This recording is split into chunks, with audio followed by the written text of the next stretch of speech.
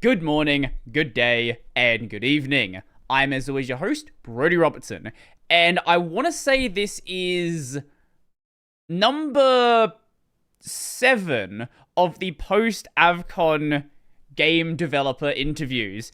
Today, our guest does not feel like using a webcam, so we have a picture of the studio logo, that being Desert Beagle. Welcome to the show, Jake. How's it going? Hi, Brody. It's going very good over here. Thanks for having me. Yeah, absolute pleasure. I had a lot of fun playing, well, the game that you guys were showing off, Crush Zone Demolition Derby. So, I guess before we get into anything else, give a brief explanation on like what the game is and what someone would expect from playing with it. And for anyone who does find it interesting, there is currently a Steam demo available.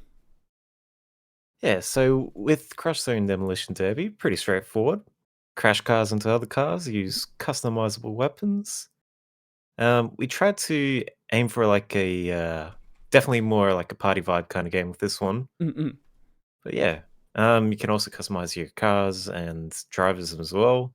It's a lot of people compare it to Rocket League with the gameplay, Mm-mm. as cars they like to go airborne. So, I guess what was the inspiration for the game? Because there are certainly like arena combat car games in the past, but Mhm. nowadays the genre kind of doesn't really exist that much. Like, the only thing that frequently gets new games is Yeah. like Mario Kart has like a mode for it, and that's pretty much all you get. But like back on the Mhm. PS2, there are a lot more games like this. Yeah, that's actually very good points. That's part of the main inspiration behind it when I pitched it to the group. Mhm. When I first pitched it, I was like, "So, guys, there's not a lot of Demolition Derby games." Mhm. And this was back when what's it called? Battle Royales were taking off, like Right. 2018 and such. I was Mhm. like, "Let's make a Battle Royale car game." And since we're only a team of three, quickly realized how bad of an idea that was. Okay, so So we I've kind of said this scaled it with a down lot a of little other bit. developers where they'll get this idea where it's like, I want to make an MMORPG. Yep, And yep. then they realize, wait, we have a team of 2 people. How do we do that? Yeah. Um, yes. So yeah, we had to like scale it back real quick from that. Like, Mhm, all right, mhm, let's make it about 8 players, have a local multiplayer game and some online play if we get to that point. mhm. Um, and yeah, it's just like you said, like there's not a lot of like out there apart from like the Mario Kart battle modes and such. So we thought, all right, let's bring it back and let's make it distinct, Mhm, mhm, get the classic PlayStation 2 gameplay vibes and such. mhm. Yeah. Yeah, for me, like I grew up on that era of gaming. I didn't have Nintendo consoles. I had like an Xbox way later, but pretty much all Yeah. my gaming up until I think like most of the way through the PS3 life cycle actually was on the PS2. And I it's probably just nostalgia, right? But to me there is something special about that era, and Yeah, this maybe definitely is. maybe it's also just the fact that games were a lot cheaper to make back then. So you had even like, big companies now Mhm. making these, in some cases, like very experimental titles and just trying out stuff which now really only exists in the indie space. Yeah, with that, I think indies like to be experimental because there's not as many stakeholders Mm, within that. Whereas like AAA studios, they sure they could experiment a little, but they have to prov- um, produce results right. basically. Right, But yeah. with indies, yeah, it's more expressive, I believe. Yeah, if you have a $100 million budget, you kind of need to make at least a Mm, 100 million back. Otherwise, it's a very big failure. exactly. Yeah. Whereas, an indie title, yeah, you want the game to be successful, sure, but like the stakes are way lower. Like you're not gonna have 1,000 people go out of like lose a job if a game absolutely flops. Exactly. Like with our team, we're all pretty much self-sufficient and work on the games when we can. So whether if the game does well or not doesn't matter because like we're still fine off as is. Mhm. But still, it's good to be able to experiment and have a game that does perfect, like does well. Mhm. Yeah. So how many people are working on the game? We're a team of three, Mhm. so there's Jesse Martin, Joshua Jennings, and me, Jake Carter. Mhm. So I'm the lead programmer. We have Josh as the lead 3D artist, and Jesse as the quality assurance. How has the quality assurance been going? Have you was there any? We'll get into more into the Avcon stuff afterwards, but did Mhm. anybody run into any like unexpected issues with the Avcon build, or was that just the demo you have available? Um, yeah. So with our demos, we make a custom build per convention. Mhm, mhm. So say we can slap a logo in there and Right, such, right, and right. have it so people can't actually back out of it. Mhm, Because our first time at PAX last year, I accidentally forgot to take out the quits game button. mhm, So the amount of times people coming up to the game thinking, oh yeah, this is similar to Switch controls. I'll press the circle button, mhm. which is our back button. Right. They instantly left the game. Mhm, But yeah, so like from there on with the quality assurance of our builds, mhm. it's yeah, it's got it there. Did you guys notice any problems playing at Avcon? Like, you can Mm, obviously be testing amongst the team, and you probably have like other people testing it as well. But sometimes people do things that just you never expected. You're like, wait, you can do that? Why does that work? I feel like there was, but I can't remember. Um, No, not coming to you. no, I think our build was pretty smooth for Avcon actually. That's good. Yeah. I always like seeing like random little bugs as like a player, but I'm sure as the developer, you're like, oh no, especially if it's surprisingly common how you can activate it. You Hmm. just never considered, like, maybe some like weapon combination behaves in a weird way, and things start causing the cars to like flip out and just do things that just shouldn't be happening. But it's nice when things actually work well. Yeah, it is definitely nice, but I still gotta agree. It does make a great story for when bugs occur. I always Mm. like when a game intentionally leaves in like kind of wonky things. Like I always one of my favorite things with a game is when they just don't bother to deal with corpses and it's like let's just make them ragdoll. Like Dark Souls 1 where you can get a corpse attached to your foot. Like that it doesn't matter. No, but everyone was sad when it was taken away in Dark Souls 2 and that's why it was brought Mm. back in Dark Souls 3. Oh my gosh, that reminds me. Mm. One of the bugs I did notice, which I still haven't patched yet, unfortunately. Mhm. Um, so sometimes when a player ragdolls out of the car, Mm. they will respawn without the ragdoll. Mhm. I think it's because of like a performance tweak I had, so like it would cull it, but since it went out of view when respawning, forgot to uncull it. So basically, you're driving like a ghost car with no driver. I see stuff like that is fun. Like I Yeah. enjoy that.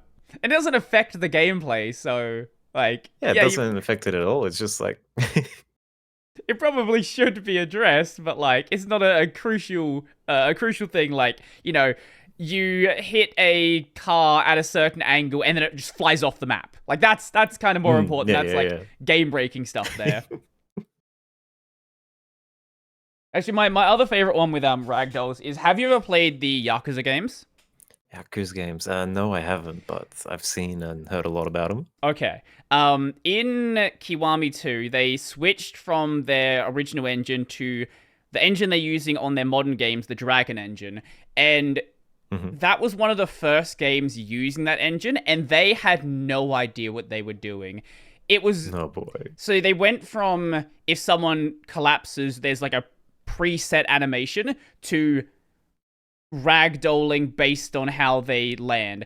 And Oh, it that's pretty went smart. really bad. So if you kicked an enemy in the head, they would fly around the map for a couple of seconds and then just land on the ground. Oh, Or if oh you, boy. there was a lot of grabs in that game, so you would throw enemies and all manner of things would happen. Like there was never any indication of what was going to happen. The same thing happened to the player as well, which could become a problem because if you fight near, there's like a river in one of the areas. If you land in the river, you just die. So it's just like instant ragdoll Yeah. when they touch the water.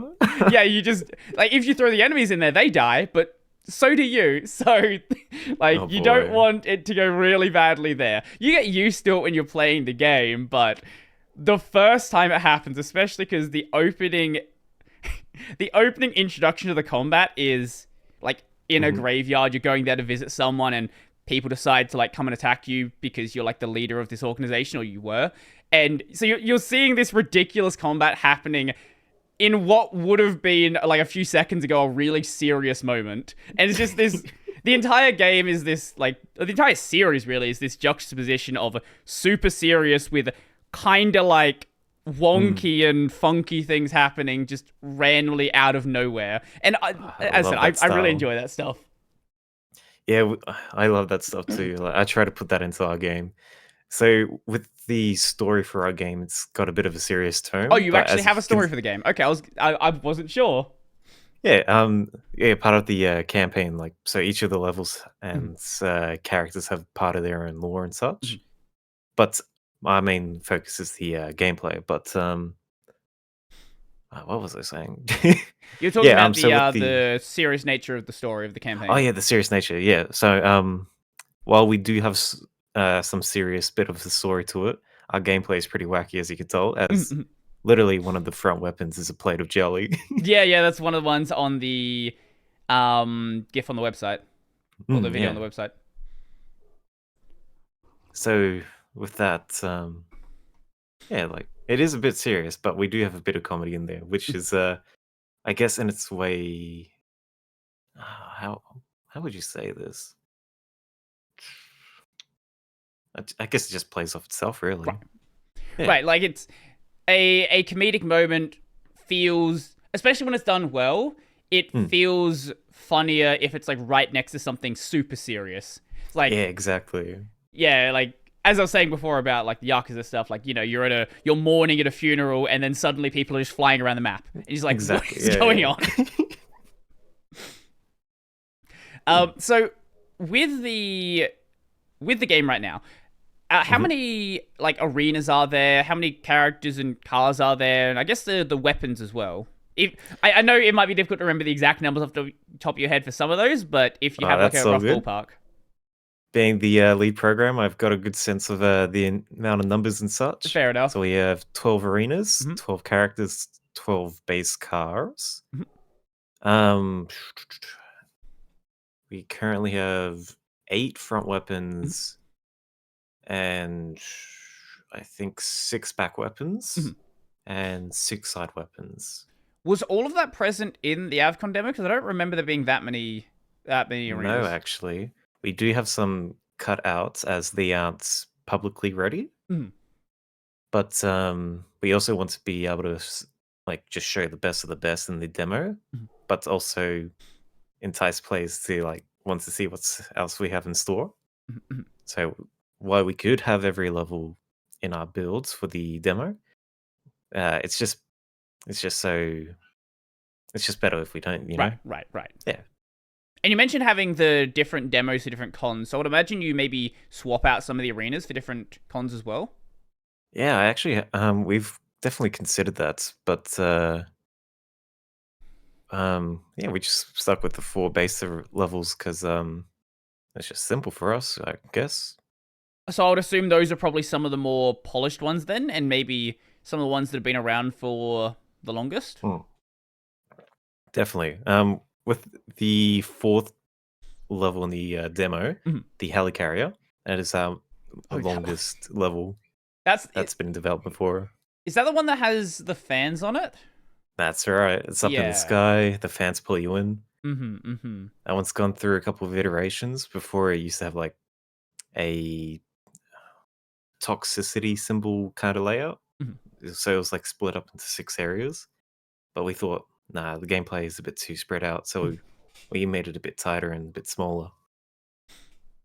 Yeah. So when a, I know this isn't like your main thing because you are like the programmer, but I'm Mhm. sure you still get involved in this as well. Like when there's a new arena being worked on, like sort of what thought process goes into this? Like what are you guys trying to like have in the arena? What do you want to avoid doing? Because they all seem to be like these like circular arenas where you come in from the Mhm. edges. But like what really goes into the like especially the hazards and things like that? Yeah, that's actually a very good point, really. So when we first started the core concepts for the games, we Mhm, thought, okay, so this is going to be built around the idea of battle royale, right? So we mhm, thought, all right, let's make big arenas and such. mhm, But mhm, since that mhm, was way too out of scope, we had to cut it back. And we realized that with bigger arenas, even though it would be more on par with other car games, we thought there's not a lot happening because like all the fighting's like spread out, people just driving around, mhm, mhm, having like downtime. We thought, nah, let's bring all the action into a nice, a concise space. mhm, So that way, like if you hit someone, you bounce out, and mhm, then mhm, literally within seconds, you could be hit out of the arena, mhm, or mhm, you could like quickly drive back in and do more damage instantly. Um, yeah, but with the terms of obstacles and such, that's actually part of the idea we had with our levels. mhm, We wanted so each level has its own specific what we call gimmicks. mhm. Because there's Yeah, one of them with so like the mushrooms, and you like yeah, that's bounce off right. of So them. the jungle. Mm. Yep, with the jungle level, we intend that to be a like starter level and allow people to like get the controls without worry of death so much. Right. Like the jungles do bounce you, but they do 0 damage, Mhm, and the levels like in a tight bowl. So that way, if a player like falls in or gets pushed away, they're not going to go out of the barrier. mhm, mhm. Yeah. Whereas like with the more advanced levels, like in Helicarrier, the level's literally pulling you into death. Yeah, I think when I was playing that level, I died more times from the hazards than other players. Mm, mm.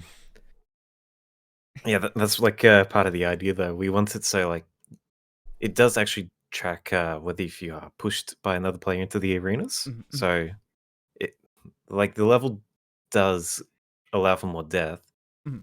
but allows for you to get more kills in a way. Right, right. Yeah. Okay. So right now, what is the like range of levels? So you said there's 12 and some are being worked on. hmm Is it like a mix of easy, medium, hard levels, or is it like more focused towards one side? Are you aiming for like a more casual audience with it, or do you want there to be like this, I guess, higher skill ceiling for those higher levels? Yeah, that's a good question, actually.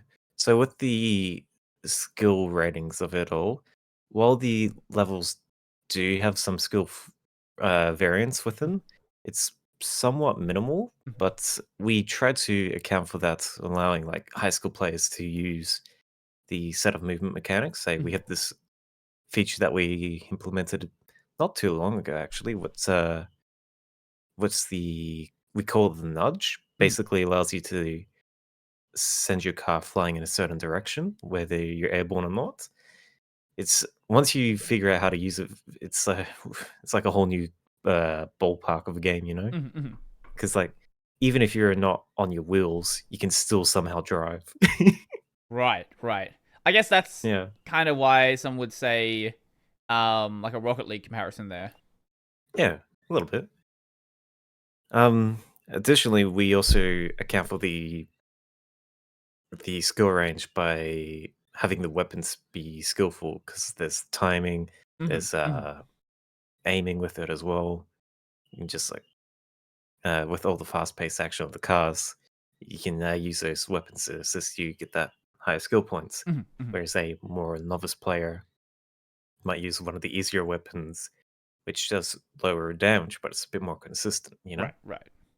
But yeah, as for the levels, they do have some range in the skills, but they're more or less pretty similar. Mhm. So with the weapons, Hmm. did you find that people tended to gravitate towards a certain set of them? Like a certain set seemed like they were maybe easier and also still really effective, or did you find people just picking what they thought looked cool? Because I know obviously if like when this game comes out, people will eventually find the things they really like, and all of that stuff. But at least with the demo that this demo at Avcon and demos you've done in the past, Hmm. did you find that people tended to just try things out?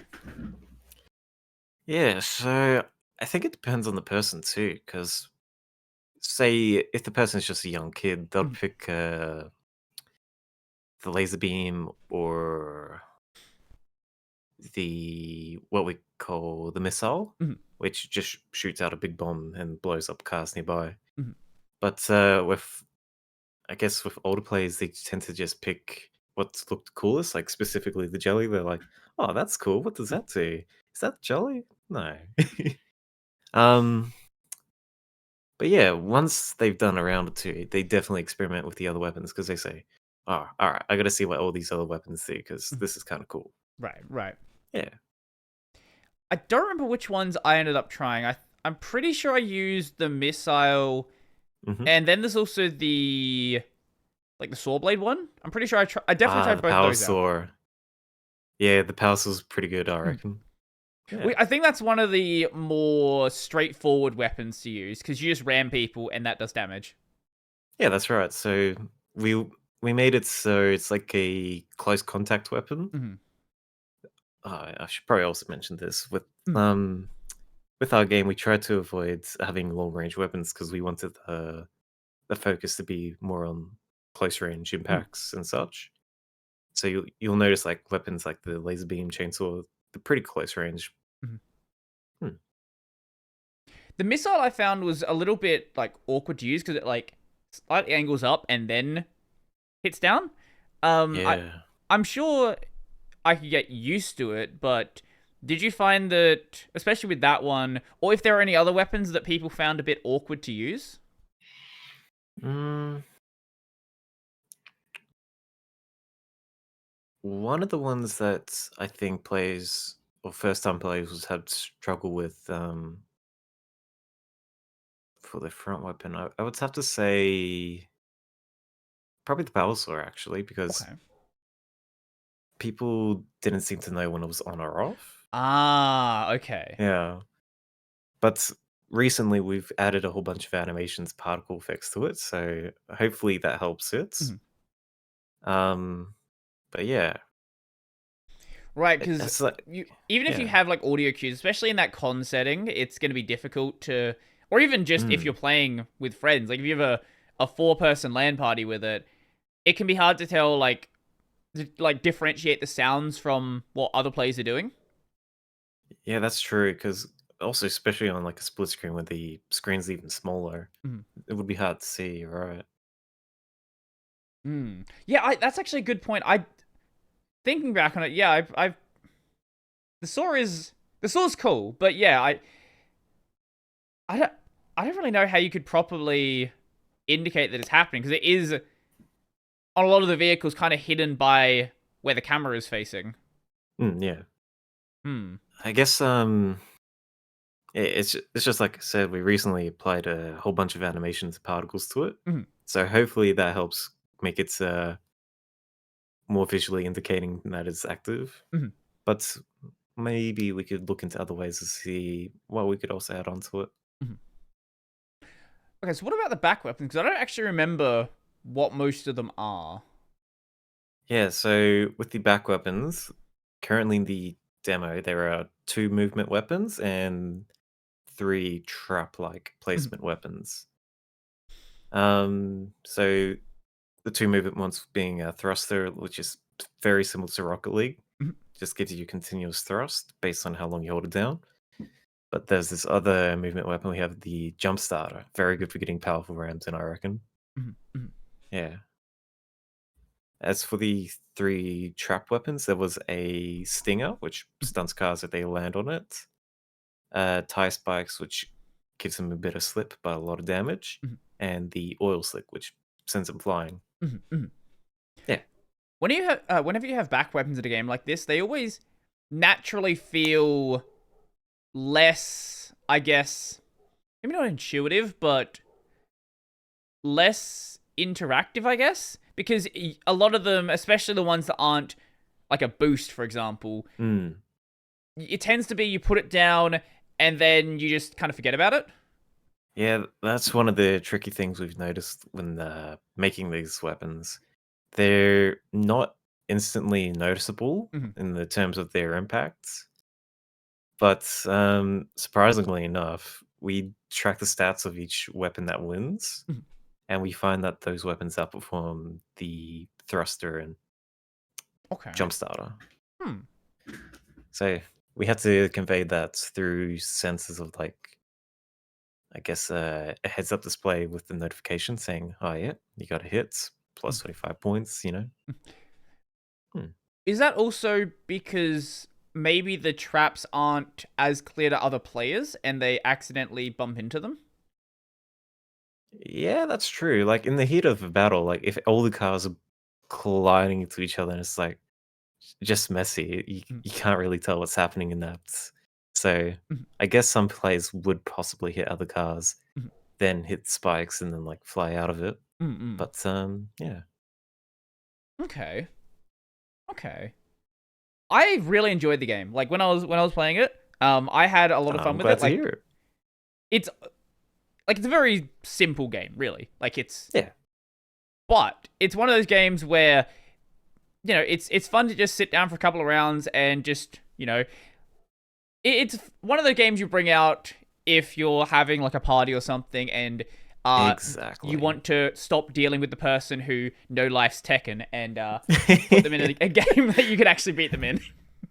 That's part of my inspiration too. Well, I'm terrible at fighting games, but car games, you name it. There is always that one person, whether it's Smash, Tekken, Soul Calibur, Hmm. there is always one person who Yeah. just they play the game, they know how to play the game, and they're gonna show Hmm. you they know how to play the game. Yeah, Jesse's our Tekken guy. He always brings that game out at parties. I'm gonna bring out Crush Zone. I'll show him. Yeah, as I said, I think it's cool. Yeah. So I lost my Oh, that's not good. no, it's not good. What was I saying? I forgot what I was saying. Uh, shit. Oh, actually, one thing I was gonna ask is you Hmm. mentioned that it was gonna be a like battle royale at one point. So, how big of a battle royale were you thinking that made you guys realize no? So the idea was 100 cars enter, one leaves. I That's see. how big we were thinking. Okay. And then once we realized, actually, before we got to that part, I we I was doing a prototype for the game, and I slapped 100 of the same car into one dummy level, I suppose. Mhm. It actually worked pretty well. Performance Mhm. wasn't too bad. But I realized, how am I going to test this with a team of 3? Right. So, like, nah, let's just drop it down. Mhm. Well, you could fill it up with bot players, I guess, That's true. and then like Um, proper testing. You could eventually hope, like, if you get enough people interested, do some like closed alpha, and then you could do something with that. But yeah, that's yeah, true. but building When we levels for that, like building a level for 8 players is one thing. Building a level for 100 players, that's quite a bit more effort. it is definitely a bit more effort. Especially considering when we started this project, we were students actually, Hmm. Hmm. so we have very limited experience with that. So what is your background? So, my background personally, I've been making Flash games since I was like 10 years old. And from that, I've said, yeah, I want to get into a career like this. So I took the course at JMC for game development back in 2016 to 2018. Mm, And that's where I met Jesse and Josh, actually. mm, And so from there, we formed this group called Desert Beagle, and we've been making games since. So that's a bit of my background. mm. Yeah. Awesome. So you've have like long before making this, you definitely have Mhm. at least played around with doing stuff in the past. It's not like this is your first attempt at trying to make something. Yeah, definitely. Um, this is probably the biggest game that I've made in my life, Mhm, I'd have to say, as the other ones are pretty short in comparison. mhm, Say one single level, uh, basic prototypes here and there. mhm, mhm, mhm. Yeah. So okay, let's talk about this campaign. hmm That's not planning to be like there in like the launch, right? Or is that, or is it? And maybe depends on when you guys feel like releasing. Yeah, so with the campaign, we're aiming to have that one released in the early access by the Okay, end of this okay. year. Yep, so with the early access, it's pretty much what you see in the demo plus everything else, minus the online multiplayer, Mm-hmm. which we'll spend the next year getting the multiplayer working. Okay. So that way people can play the base game quicker and sooner for a slight discount. And if they want to wait for the full one, they can Mhm. and get it at full price. But no, we just wanted to allow players to see what we've made so far. So, what is the campaign going to entail? So, you mentioned like some somewhat serious story, but how long are you Mhm. guys aiming for? Does does anybody on the team have writing experience, or is it going to They be certainly do. okay? Okay. Yeah, so with Josh, while I did say his job is a lead 3D artist, he also has a background in writing. He's got a bachelor's in writing, I believe. Okay. Um, yeah, so as for the length of the campaign, it's going to take you through each of the levels and give you like a brief background of like how the level came to be and such, Mm-hmm. like what's the overall purpose of it and such. Mm-hmm. And throughout each of the levels, there will be a small cutscene explaining the character's purpose in that scene. Mm-hmm. We also do have mini bosses and a final boss. Okay. Yeah. That's interesting. So, what is the what would be a boss like in a game like this? That's a good question. So with our boss, they will have generally like I guess, a harder difficulty for bots Mm-hmm. with the performance and how they play. Mm-hmm. But with our final boss, we're copying a little bit of something from Crash Team Racing. So I'm not sure if you played that game or not, but I've definitely played it. Yes. yeah, then you definitely know what I'm talking about. Mm-hmm. So for those who haven't played it, in Crash Team Racing, the main boss, Nitrous Oxide, Mm-hmm. in the very final race, he pulls out cheats, like he gets a head start and all that. I thought that's perfect. I need that for my boss in the final level. So with the final boss and final level, they may pull a little cheat here and there, but Mm. that's for you to play and find out, I reckon. I completely forgot that. Entirely forgot there were bosses. Mm. It's been so like this is another game that I really enjoyed. I haven't played the I have not played the reboot, sadly. Ah, you should. It feels so much like the classic, Mhm. and it's even better. Okay, okay. I do have the reboot of the like the platformer games. I hmm haven't touched hmm that either. I did get around to doing the Spyro games, and I really enjoyed those because Spyro Reignite was perfect. mhm, ac mostly I I Mostly. I played it on PC. Would you play on console or PC? Ah, yeah, I played on console. Okay. When I tried it on PC, I was like, "Oh, there's a couple bugs here and there." Yeah, so there's a You'll enjoy this one. Hmm. Some of the game logic is tied to the frame rate, specifically No. certain animations like doors opening and bridges Oh appearing. no. So if you play the game on not I would have thought if you played it on anything besides 60, but no, if you play it on 60 hertz, 60 Hmm. FPS, doors probably won't open. Bridges probably won't appear. You have to play it at 50. That's terrible. I didn't realize this. So there was one part where I stood there waiting for something to open for 5 minutes. Like, I Oh no. didn't know what was happening. But also, some of the enemy AI is tied to the frame rate as well. So it also breaks. It I knew it was bad, but I didn't realize it was that bad. Like the only bug I've seen like was if you set it to like 144 frames, Spyro starts like gliding across the ground. But apart from that, I didn't realize it was that bad. Yeah, it was Besides that, I had a Hmm. fine experience. Oh, okay. This was just a bug generally in the game. There was one bit where an enemy got stuck in the ground, which was just always amusing. Um, one of the levels where you have like a character following you, and they just Oh decided yeah. not to follow me. And was when you played this, was this like after the It was like a launch of year it, or ago. was very recently? Oh my goodness. Like, I can accept when there's like some graphical rendering bugs. I play most of my Oh games yeah, on of Linux. course. So there's going to be additional Hmm. stuff with like, I don't know, the Proton and Wine stuff, the Vulkan calls, Hmm. and all that stuff. Fine.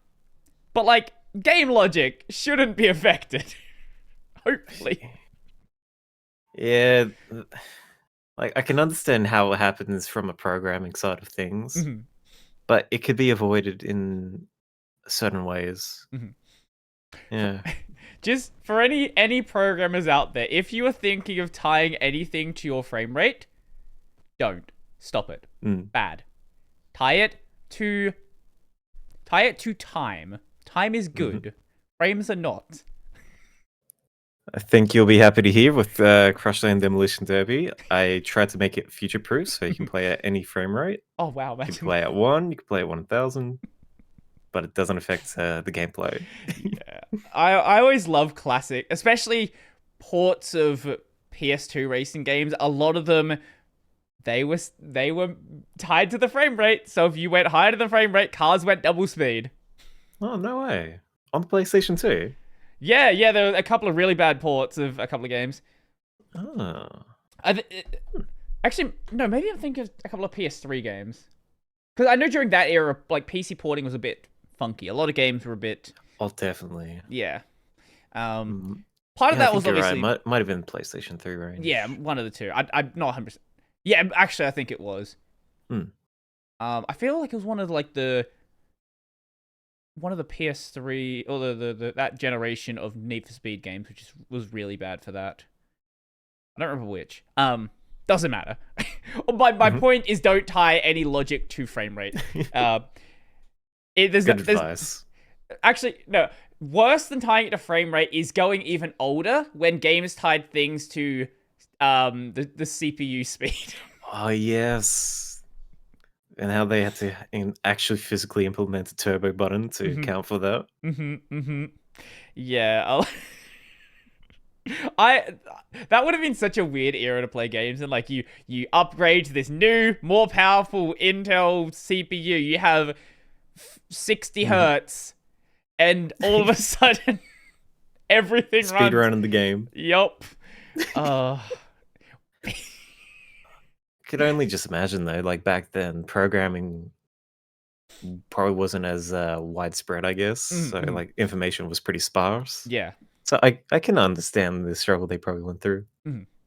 Well, yeah. Nowadays, it's easier than ever not only to learn how to make a game, but easier than ever to have access to good tooling. Like, Hmm. I was looking up the other day, Unity came out in 2005. Before then, and even then, like, Unity was not popular back then. It took a while to like pick up speed. But before then, like if you wanted to write a game, you were learning how OpenGL calls worked and writing a game directly through that. Exactly. There were some libraries that exist, or you work, you make your own engine if you want to do that, or you work at a company. Pretty much. I believe there was one big widespread game engine. Yeah, there were back things in, like the early 2000s. there But definitely were a yeah, couple, and like RPG Maker and stuff have existed for a long time. But yeah, I see your point. it's certainly not like today where, you can go just download Unity or Unreal or Godot or... Especially with the countless tutorials out there. Yeah. YouTube is your friend. Definitely was my friends when I was at university, that's for sure. Honestly, half the stuff I learned at uni wasn't even from the course itself. Like, most of my classes, I think it's under LinkedIn Learning now, but it was lynda.com back then. Most of them just linked to external resources. I'm pretty sure Lynda is still around.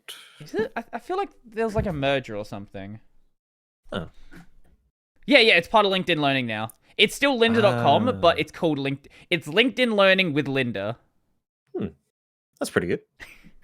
But yeah, like my classes, like there would be a bit like we go over some like chapter or whatever. Like, oh, we're gonna learn how, I don't know, arrays work in C++ or whatever. But then most of the other content was just go watch this online course. Like, what? Why am I paying you? Can't I just pay the course? Exactly. It's even worse when they just read straight off a PowerPoint to you, isn't it? Like, oh, there was so many classes I had where they didn't even write their own slides. They just copied text from the textbook and put it on their slide. Oh, it's even worse when the PowerPoint's like from like previous years. Like you can tell the age in it. It's like, yeah, this is definitely from 2012, I reckon. Yeah. I had courses that were kind of from 2012 as well. Like my web dev course, they've updated it completely now. It was... they always do that just as he finishes. It's like, oh, yep, he's gone. Let's make it better. It was what is the Microsoft C# Razor? It was Razor Pages and jQuery. Which is, it's functional. It'll work, but like, yeah. And we had like a Java course running like 6 or 7 versions out of date Java, which no, it fundamentally works for Java, but like, yeah. And then we did GUI development in Java as well, which was... I could just picture how that goes. There's a reason why when they refreshed everything, they just deleted all of it. And it's like, you know what? We're just going to teach you Python now. If you want to learn another language, there was some like later courses. You do some C++ there. Sure. But we're going to teach fundamentals in Python now. No more worrying about all of this Java nonsense. Oh, I haven't heard many good things about Java. I'm so glad I didn't have to learn that. When you were going through your study, what was stuff based on then? Like, what were you going through? So when I was studying at JMC, this was actually when Unity was transitioning from JavaScript to C#. Okay. So they had a bit of both. But thankfully, we learned in C#. C# is as close as I want to get to Java. It's Java with a Microsoft skin, basically is the way I describe it. Like, the entire reason C# exists is because Java came along and was absolutely eating up market share from Microsoft. And they're like, nope, can't do this, can't have that happen. Let's just copy it. Let's just do it slightly better. I never realized that. Yeah, there's like a lot of history behind the two of them. Back when they were first coming around. There's if you go like try to write some Java, it's gonna feel fairly familiar, but with some things that are just like, why is this so wordy? True. I think it's a good way to describe Java. It's very wordy. Like, every library import is like 7 different sub-libraries long to get to work out where it is. Huh. I personally haven't had much experience with Java, but I can definitely see that. Yeah, there's a reason why there's other languages that are JVM based, so you can do Java stuff, but have a nicer front end to work with. That's good, at least. Yeah. If it means I have less Java in my life, that's all that matters. I'm thankful that I don't have to touch Java. Yeah, just keep doing Unity stuff. Just keep doing C# and Shall do. I'm keeping my head down. You'll be happy.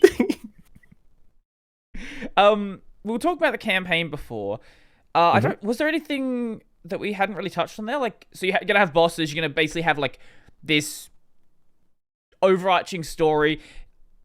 What are you guys sort of? Is it gonna be like a fairly short thing, or are you want to have like some sort of extensive story here? Like, is it gonna be like a 1 hour thing? You just go through it and just done, and it's just like kind of there, or is it supposed to be more than that?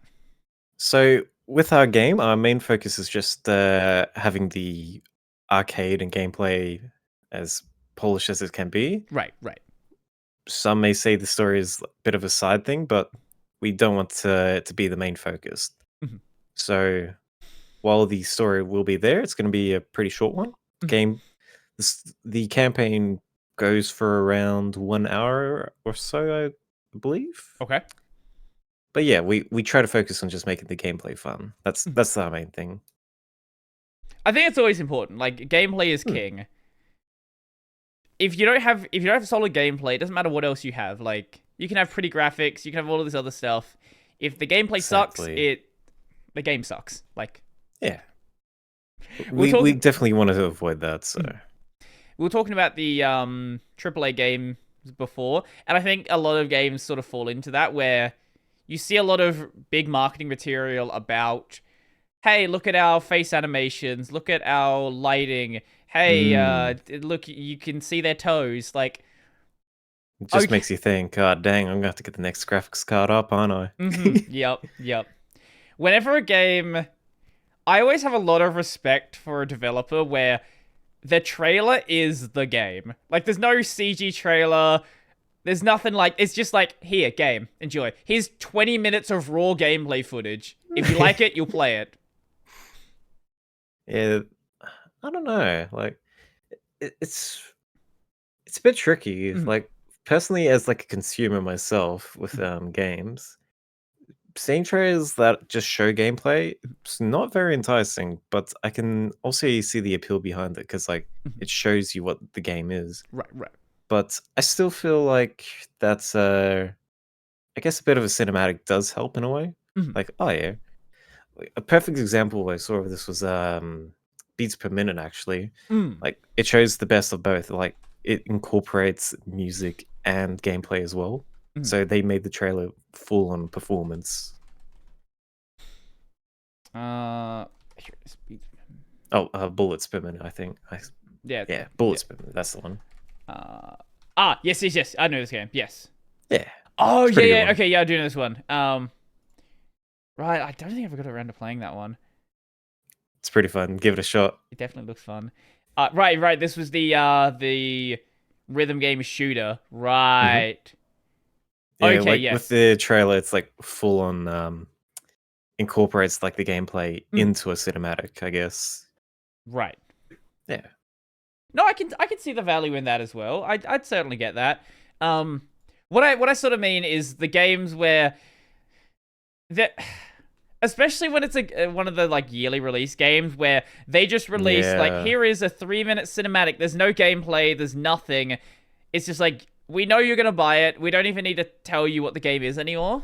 Like, I get it, right? Like, it's cool to make, and I no. Oh yeah, those ones I agree with you on that. Like, definitely includes some form of gameplay at least. And like, absolute respect to the artists and the animators and like the sound people. They usually make something that looks really, really good.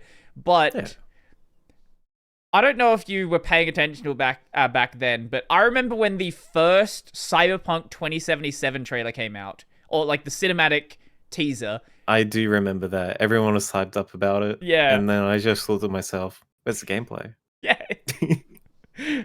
For anyone who doesn't remember, I think it was just like a girl sitting on the ground, and that was the entire thing. It's like cyberpunk. Like, okay, sure. Yeah, I think I remember this, like when I first heard about it, I was like, all right, I'm going to check it out and have a look at their previous videos. And I saw like one of their very, very earliest trailers Mhm. for it. And I think it was just like a close up of a blade of some sort. And then it said the title. I'm like, Mhm. oh, okay. Mhm. Mhm. But I think of games like Black Myth Wukong is a really good example of a game that it doesn't need a cinematic. It's had cinematic trailers, but like now they usually just put out like his gameplay. I think the game is just about to come out like very soon. Uh-huh. Have you seen anything about that game? No, I haven't actually. It's a Souls-like game with a Chinese mythology aesthetic. Oh, yeah, that does sound familiar actually, now that you mention it. Yeah.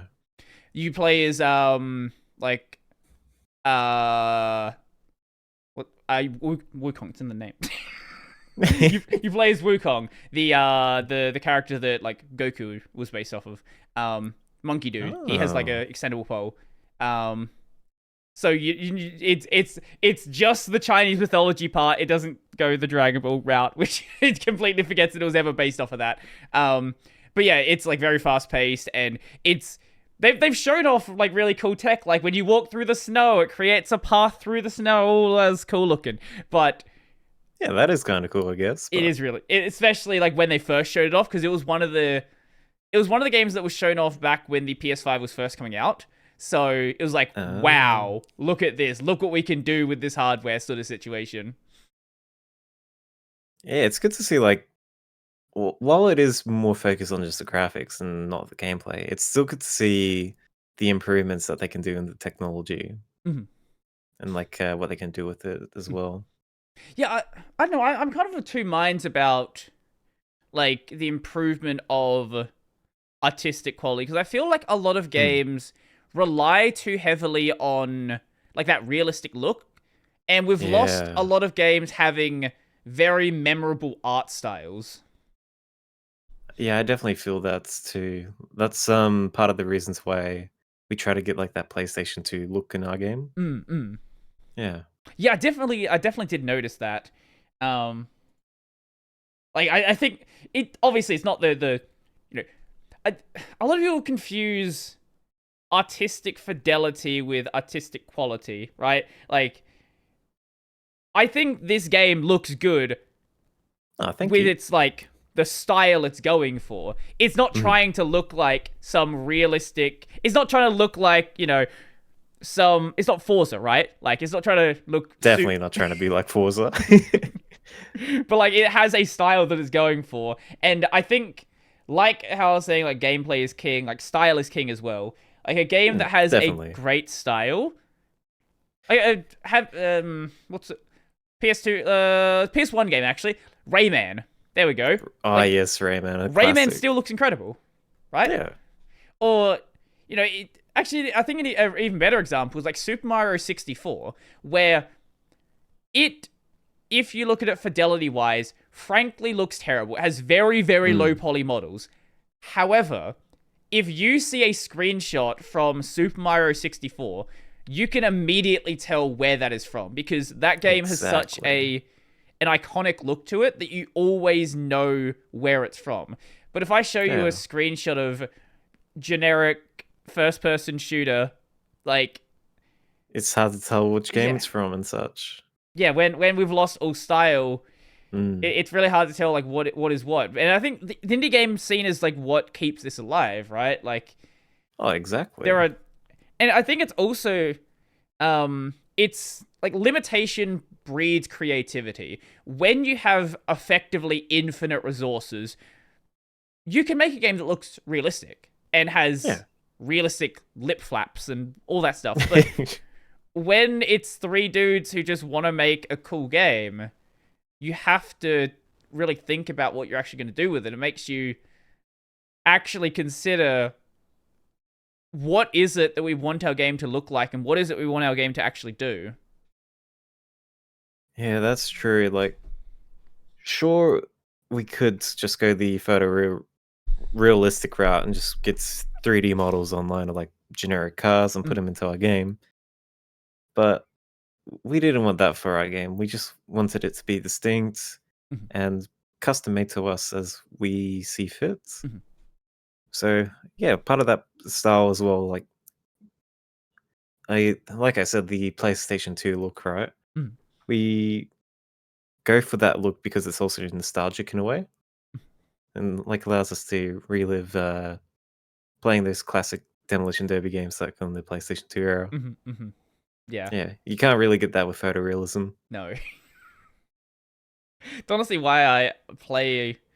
Honestly, I tend to play a lot more indie games than I do really most of the AAA games that come out. Like the last, I think, what was the last game that considered AAA that I actually played? I F- For me personally, I it would have been Automata. yes, that's really good. Yeah, But that, that one's good. but that's an example of a game that has a big budget but they tried to do something that actually is very unique. Like it has a weird art style. It has very weird. If you pay It's attention to definitely like, got style, that's for mm, sure. like if you pay a lot of attention to how they frame shots, there was a lot of weird use of camera angles where Mm. in any other game, like there's so many cutscenes in that game where it's just basically set up like a 2D side scroller. It just out of nowhere, you're like, okay, it's 2D side scroller now. That's cool. And like, I love how they did that. I was like, oh, this is a change of pace. or like when you're in the base area where it's this giant ring, like it, Ah, it's like the first time you go in there, like it's such a weird feeling, and I think it just always is gonna stick with you. it's definitely memorable, that's for sure.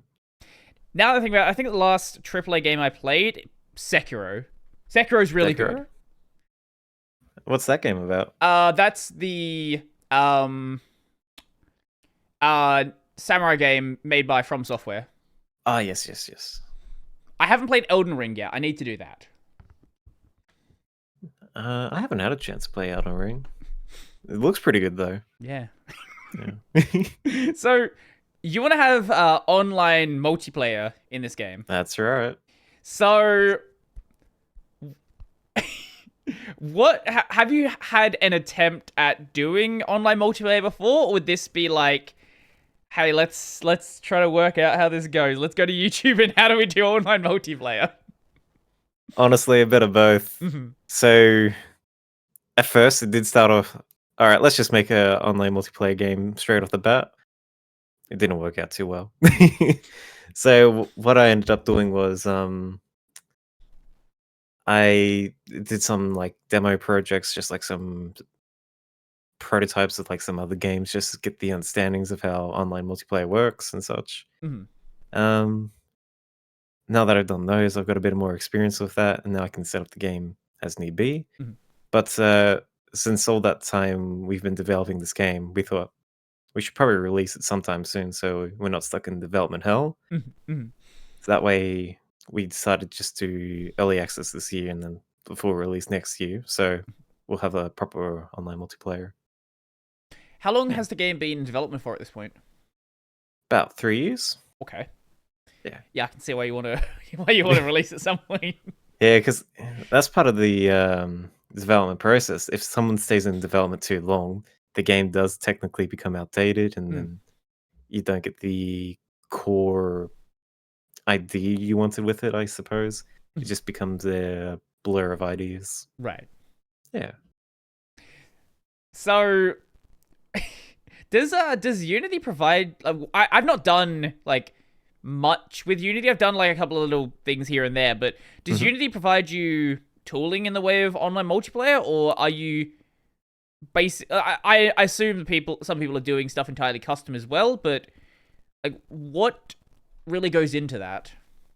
Yeah, so with the networking in Unity, Unity is pretty modular.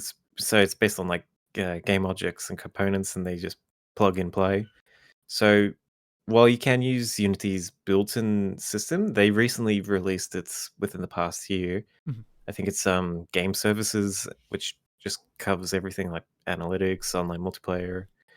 Um, we personally don't use that for Crush Zone. We use a third-party solution called Mirror. Mhm. So there's a couple of those out there. Some do peer-to-peer, some do peer-to-server, and etc. Mhm. Um, but we picked that one because we thought that would best suit our project's needs and the game we would like it to be. Mhm. Yeah, so you can do custom builds and like go, I want to say low end Mhm. instead of high end. But nah, Mirror allows it to be easily done in high end for us. Mhm. Yeah. The number one open source Unity networking library is what they say on their GitHub. For Mirror? Yeah. Yeah, it is pretty good. So And I guess because it is something that does exist, like, already, there's content out there. That's the other thing. Going to YouTube, there's content out there on how to use it. So exactly. even if it might not 100% apply to what you're doing with your game, you can adapt that and go, like, test it out with other demos and try to make something that actually fits together. Yeah, that's right. And additionally, with it being a third-party solution, they're always constantly updating it too. Mhm. So if there is a bug, I don't have to worry about programming it. It's Mhm. already done by someone else. Mhm. Mhm. Mhm. Yeah, That's always nice. it definitely helps when it comes to development time. Mhm. Less time you can spend making programming on your game, the better, I reckon. Mm. Well, that's not for everything though. Like, there's Sure. definitely things you have to do custom, but for solutions such as networking, it's definitely helpful. Right, right. Unless you have a networking background, whatever you Hmm. put together probably wouldn't be better than anything that already exists. Yeah, that's true, considering my level of, experience with that too. Networking is not something I've personally ever had much excitement to mess around with. I will deal with Yeah. the higher level stuff and the lower level stuff, but I don't want to touch the networking part. It's not that scary once you, have a proper look into it. Like, Mhm. it does have its, hiccups here and there, but Mhm. once you figure out how it works, it's, pretty straightforward. Mhm. But I Okay. guess that could be said about anything, really. Right, right. Yeah, if you have experience with it and you know how it works, it's easier Yeah. to deal with it. I'll just say it's magic. Mhm. Yeah, yeah. I think you should be more afraid of people who say they don't have any concerns with with developing something. Like someone who is overconfident, I'm more worried about than someone um who admits they just don't know what they're doing. Yeah, that's true. It's like, that one experience curve, I think. It's like you Mm. start off saying, "Oh, I don't know anything." You get into it and say, "Oh, I know everything." Mhm. And then it's once you get past that point, you realize you don't know anything, Yep. and Yep. then you slowly go back up. I Hmm. forgot what that curve's called, but Um, I know what you're talking about. yeah. I am blanking on it. I'm probably gonna remember as soon as we finish recording, but it everyone listening knows exactly what we're talking about as well, and Oh, someone's probably gonna leave a surely. comment. Yeah, the person listening to this, "Oh, yeah, I definitely know that. I know everything." Yeah, you know what? Good point.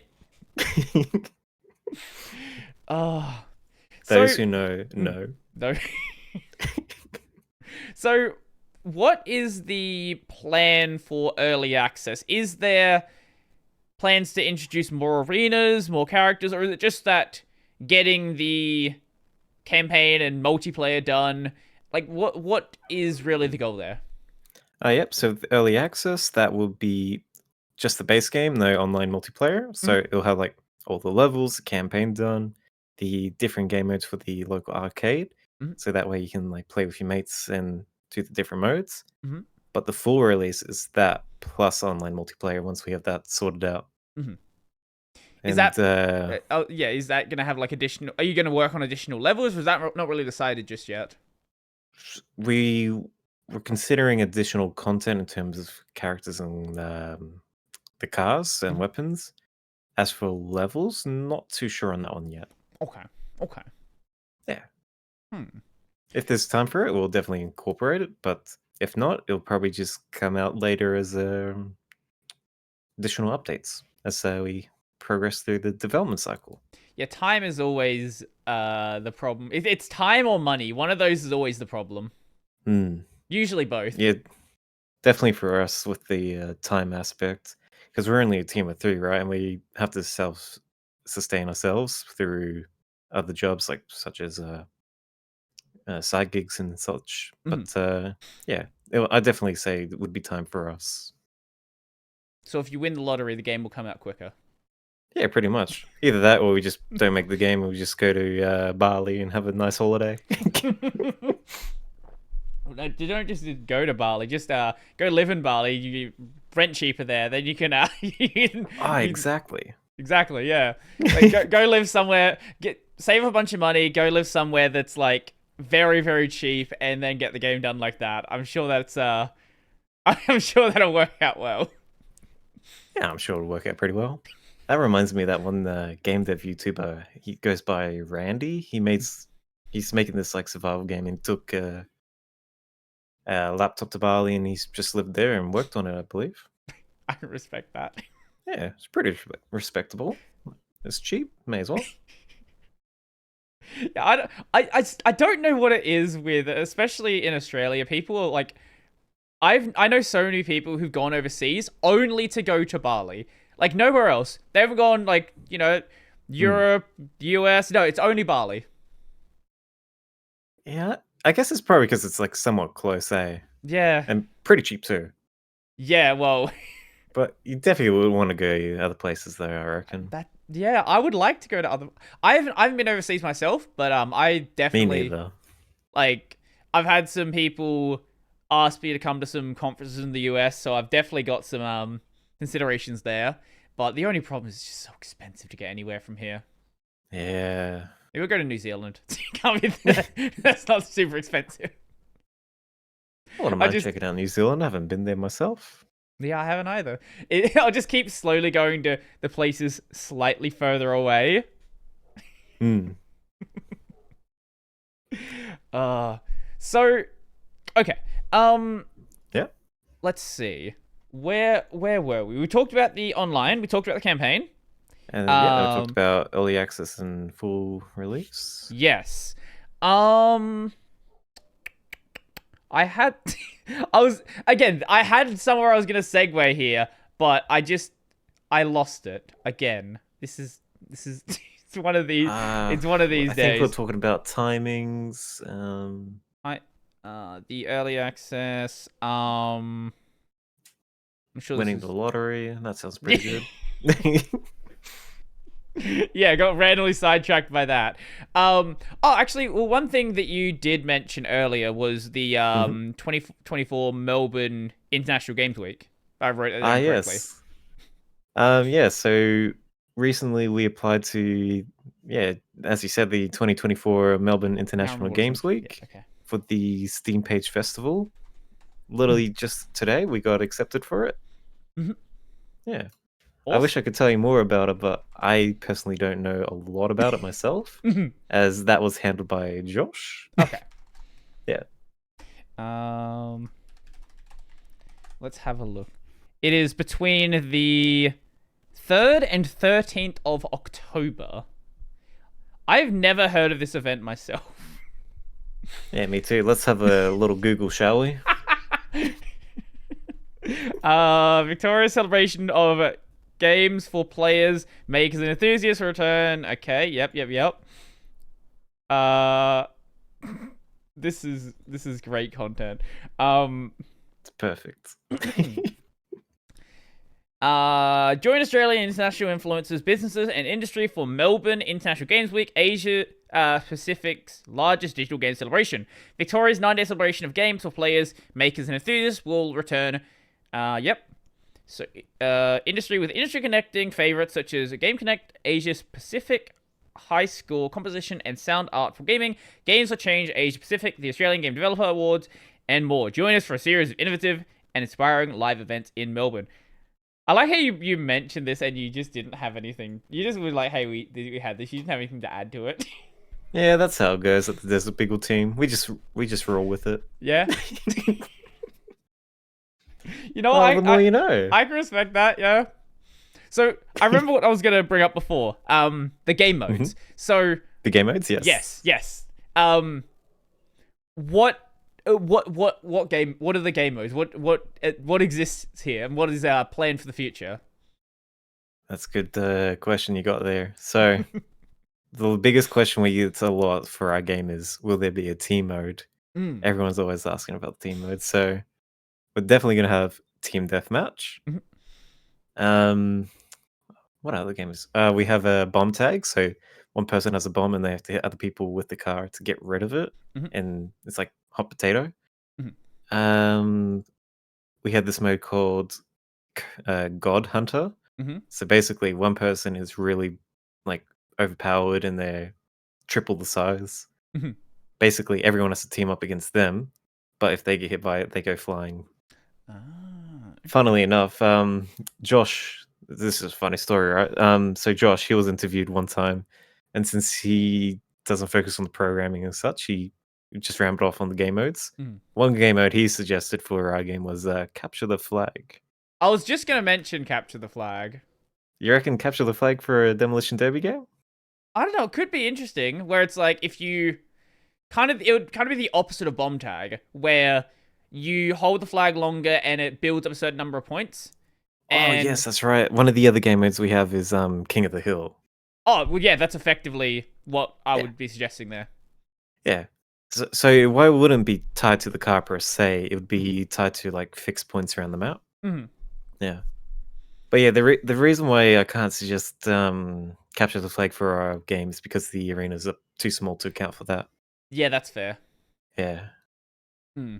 Yeah, okay. I guess that could be a problem then, because it might end up swapping between too quickly. Hmm. Either Hmm. that, or we just have to make it so you get 50 points or so instead of the typical three. Or it could be similar to the King of the Hill, where if you hold the flag like every second, you get you get a point, sort of situation. Ah, fair point. Yeah. If it was you had it and then you had to like take it to a location, I could see how that probably like that doesn't really make sense in such a small arena. Yeah. But if you've already got King of the like, how's the King of the Hill gonna work? So you just sit there and then you Yep. capture the So point, or yeah, so with King of the Hill, it's spawns a fixed point in the arena, Mhm. say about 15 meters wide in radius, and probably diameter. My bad. So oh yeah, it will that'll be really spawn around a point in the arena. Basically, any car that's closest to the center point Mhm. will gain the points. Mhm. And since this game already is like very physics heavy and like knockback and all that, Mhm. it's very sumo like, I guess. So Mhm. basically, you're playing sumo for the point, and whichever car is closest gets the most points, and they win. So I assume those are going to be using the same arenas for like as the other Hmm. modes. Yeah. So all the game modes will be based in the same arenas. Mhm. Hmm. I could see it maybe being interesting to have like a at least like one arena like specifically dedicated to certain game modes. Oh yeah.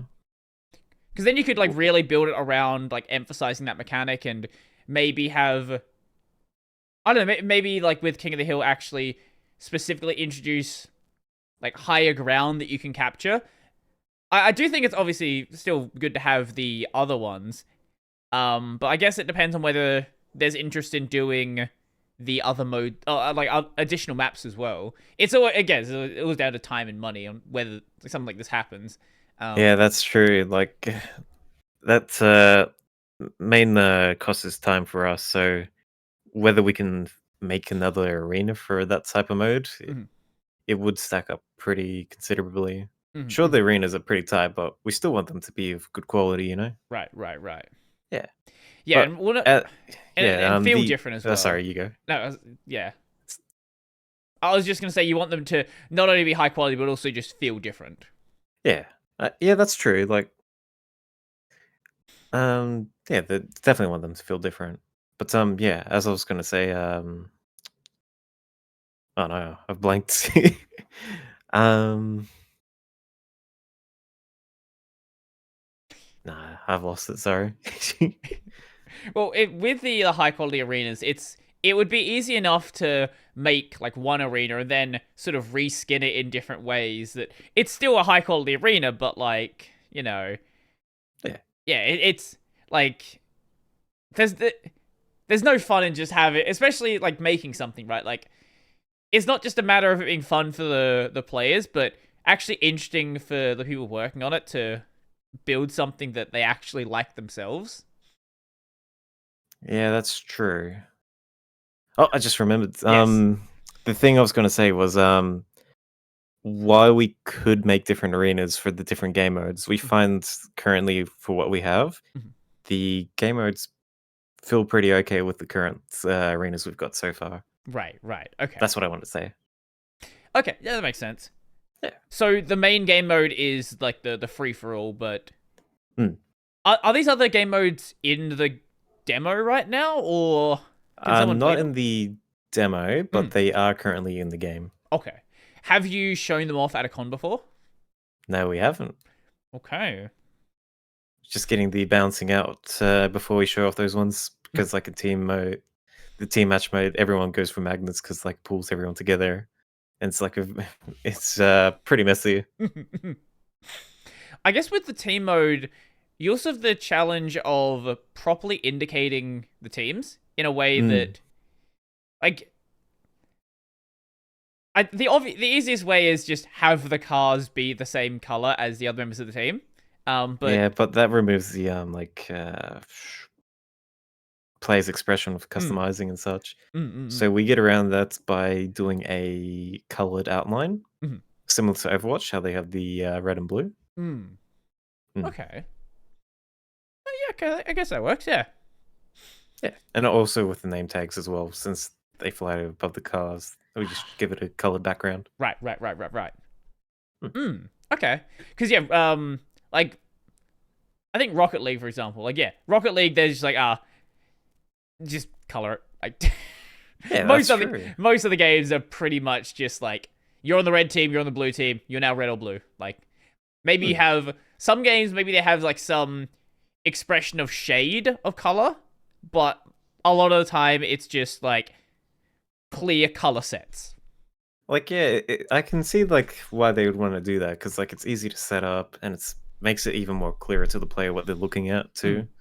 So like it does have its benefits, but we still want the player to be able to customize how they look and such. mm. We opted to not do that. I guess that is something you can test. Like if players find it confusing with the system you have, Mm. um, I guess you could always go back to the drawing board and maybe consider doing the colors. Because if it doesn't work and people are constantly going after their teammates and aren't really sure what's going on, like there's probably no reason to be dead set on that. Even though yeah, you did say player customizability, but if it ruins the gameplay, I would still say Yeah. it's probably best to at least consider it. I'll admit there have been a couple times when we've been playtesting privately and the friendly fire has happened. Like, oh no, it's wrong teammate. It's pretty chaotic, but it's still kind of funny in a way. So whether we keep it or not, we'll see. Yeah, just changing between those isn't like the biggest of changes. It's Mm. it's not like you have to like fully redesign some like complex system. Like a recolor is considering that there's already a system for doing like the coloring anyway. Like it's not Yeah, it wouldn't be a crazy endeavor. no, it'd be pretty straightforward. Just slap it to the team color, and Bob's your uncle. So what was the Avcon experience like? Like, so have you guys been to Avcon before? Ah, no, that's actually our first time in Adelaide. Okay. Well, for most of the team, I believe. Mhm. Yeah, no, that was our first time at Avcon. Oh It's wow. pretty good, I would have to say. Mhm. I liked the. I don't know. It's like I didn't have any downsides with it at all. It was like pretty good there. Mhm. since it is you were new to that one then. What did you think about the noise that was going on? Because they had the speakers turned up pretty loud for like the main Ah, stage and the yes. esports Now that you stage. mentioned that, I just sure they had a couple of blown speakers here and there a couple times, but apart from that, I didn't really notice any other hiccups. I think the game devs had like the best of it this year because Oh, definitely. in previous years, Avcon, they've had the indie games room in like this dark area off to the corner where if you knew it was there, like you would go to it, but like a lot of people ended I up just definitely know walking by that. it. Mhm. What was Yeah, it? Sorry. I definitely know about that. Being like the in the side corridor away from the main event. Mm-hmm. The Like it past was. couple cons we've had something similar to that happen, but Okay. yeah. Yeah, like they had the I think yeah, last year they had the free play on one side and indie games room on the other side, and they also had just way less games. I think there was like 10, maybe 12 games last year, maybe a bit more. Oh, Yeah, definitely like much more this year, I reckon. yeah, this was their biggest year just all around. Like they're their biggest artist alley, their biggest indie games room, and they had the new venue as well. Previously, they were at a smaller location. It was a smaller location, but they had different things in different areas. So like the main stage, they could be louder because it was in its own dedicated room. Ah. Yeah, so I think they'll learn from what happened this year and deal with those problems. But I do think Well, that hopefully. I think the only problem that I've had people tell me about the indie games room is Mhm. there was a lot of sound leakage from the other games. So there are a lot of games that have like music playing, and because the speakers on a TV are on the back, all of the sound blasted into the Oh other side. no. Luckily for us, we didn't really notice that. Mhm. We had a smaller speaker placed onto the table, so it's directed right at the player. Right. Yeah. I But think that would be a pretty yeah, easy problem to address. So they could just put like a backboard along like the where they were surely. hanging it, and that would be. I reckon that would just deal with most of the problem. Yeah. But they I'm did have I'm a lot sure that more. they'll probably apply that next year. Mhm. They did have a lot more equipment available this year. Like Mm. they didn't have this nice like big metal framing last year. Like it was all pretty haphazard last year. It Uh, worked, but like yeah, but it's also we're presenting to the public. You'd want it to be presentable. right. Yeah. Ah, well. I guess they could only do what they do with a budget, so Yeah, and as I said, it was like in a new venue as well, so they were yeah. trying some new things out and just seeing what works. And I'm sure a lot of people have given them feedback on like different things that could be improved. Just the honestly, the main thing is turning down the speakers on the main stage. It Like was definitely pretty loud.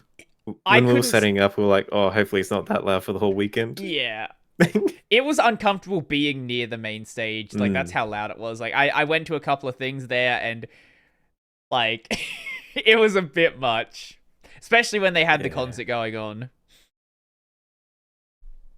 on the at the start of Saturday when they had the Yeah, with Baby Beard, was yeah the it? Baby Beard concert. Yeah. Yeah, the the death metal concert, and you could hear it everywhere in the entire con.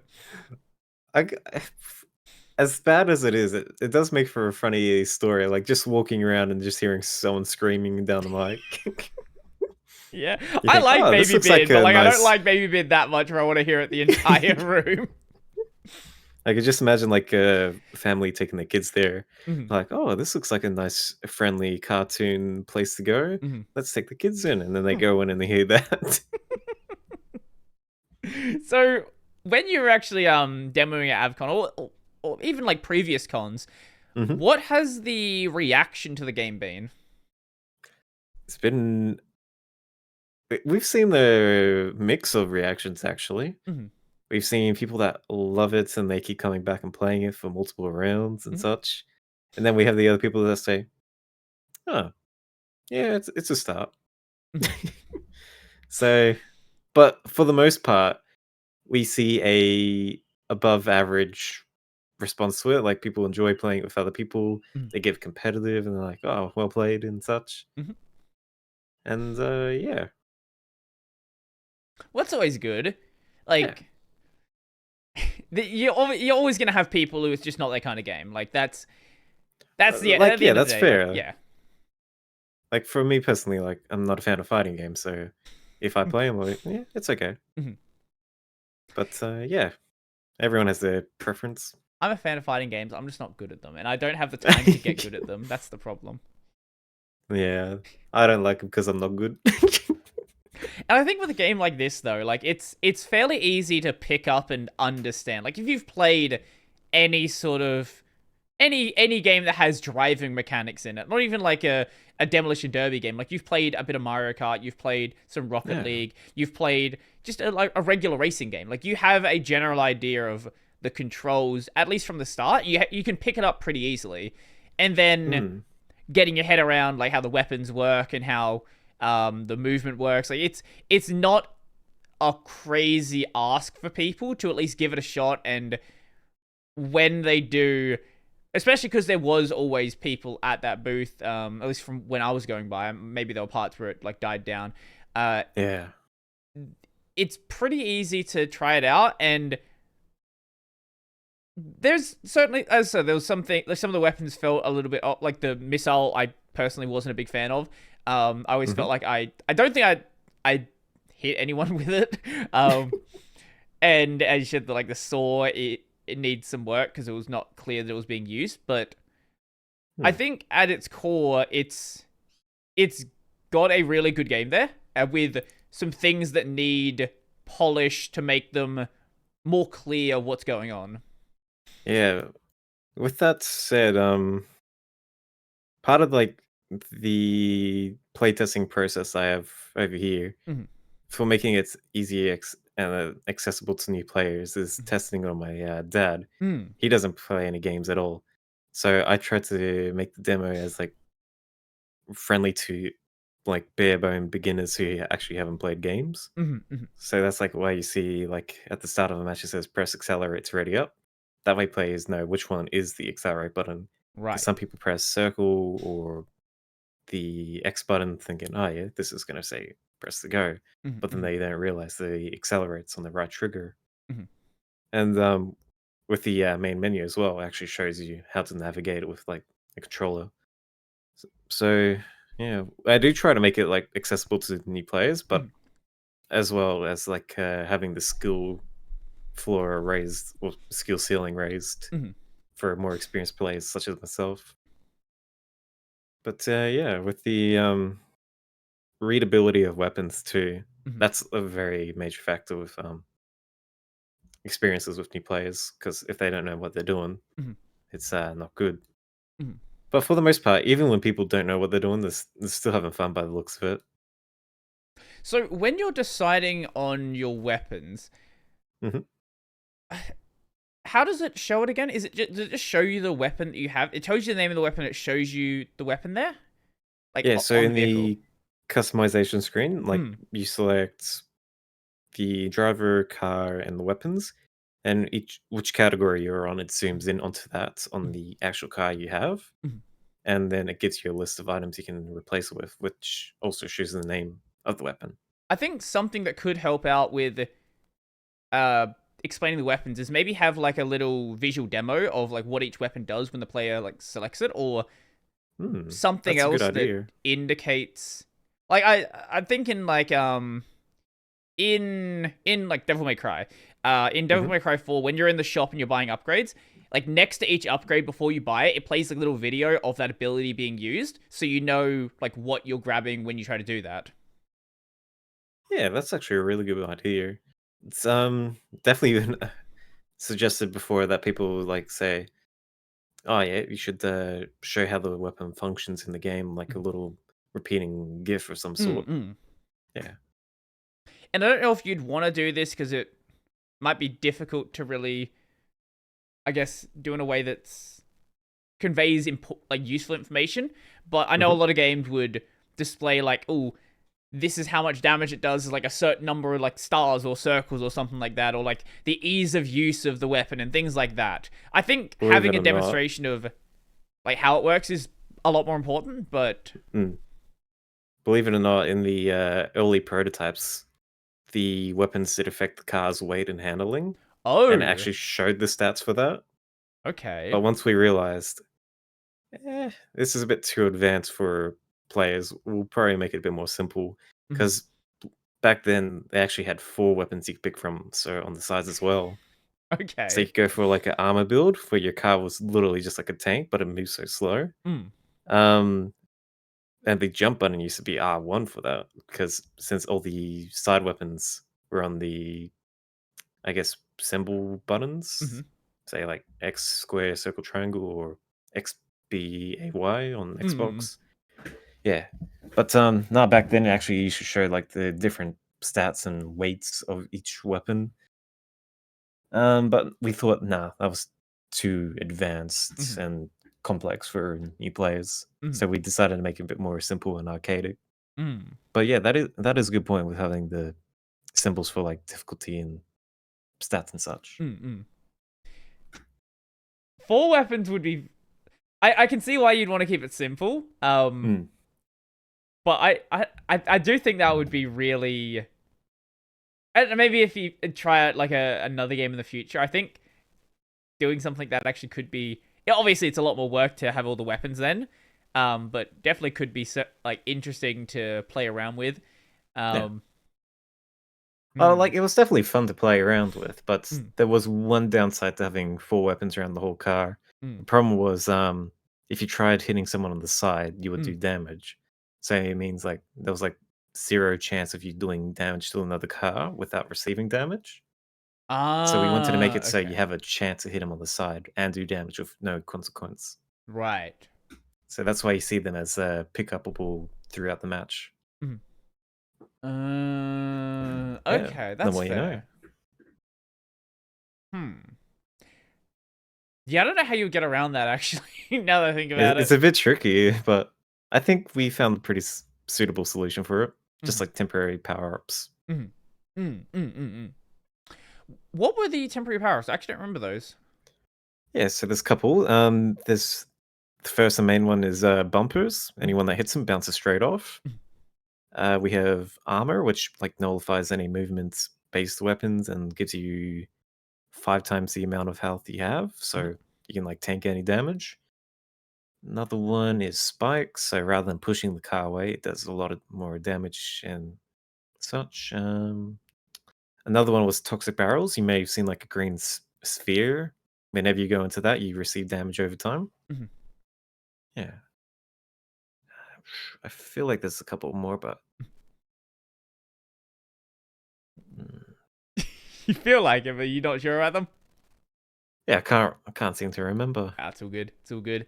Um, so one thing I want to ask about is because your game does have bots in it, Hmm. what actually goes into like tuning bot difficulty? Because there is a lot of different ways that you could write bots for a game like this. You could just have it so they go shortest path, make a beeline to like other cars, and just always try to like instantly crash into them. But that might Mm. not be the most exciting way of doing it. Um, what? How have you approached this problem then to make it at least seem like they're trying to do something somewhat sensible? You're gonna love this. When I Okay. first started the bots, they used to just use a raycast at the front, Mm-hmm. and if it saw a wall, it would literally do an if else statement saying, "If wall's here, turn." That was the very first iteration of the bots we had. So I imagine there are probably situations where, especially if you wanted to have walls as like a hazard, where you Mhm. would just have them just spinning. Pretty much. So sometimes they would literally just drive straight off a cliff because there was no wall. They're like, "Ah, there's no wall here. I'm gonna drive straight." But Okay. yeah, with the more later revisions, like the bots you see in the current version, Hmm. they try to follow a determined path in the arena. Hmm. So it's less likely for them to drive off, but we've seen them drive off sometimes. Hmm. I'm not sure why. Maybe they just go a bit too fast and lose control. Mhm. But for the most part, they do try to follow the path. If there's a car in front or nearby, they will target them and make the path follow that car, so they hit them.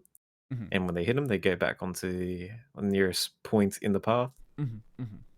Um, in certain events, like say lava's rising on one side of the arena, you'll say, "Oh, I'm not going to go in that area. I'm staying on this side." Mhm. But if it's like the charge pad in the middle, if that turns on, all the cars will try to get to that path. Mhm. Yeah. So currently, our bots are using a pathing system. Mhm. Are you again? This is probably going to go back to the time thing.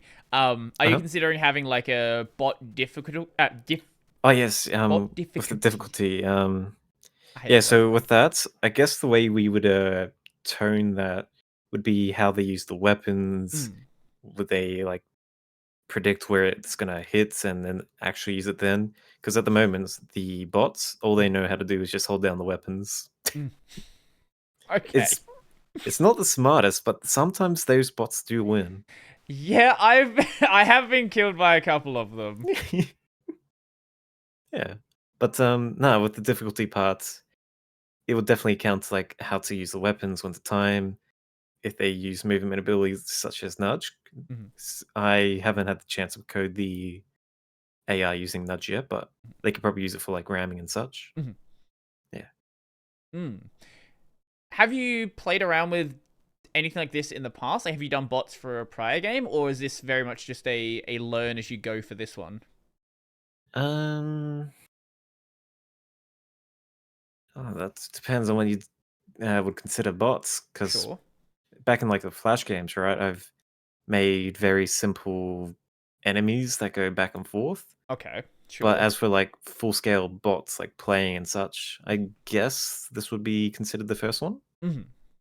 Yeah, Did did you like learn from anything that you find online, or is it just like trying things out and see how they feel?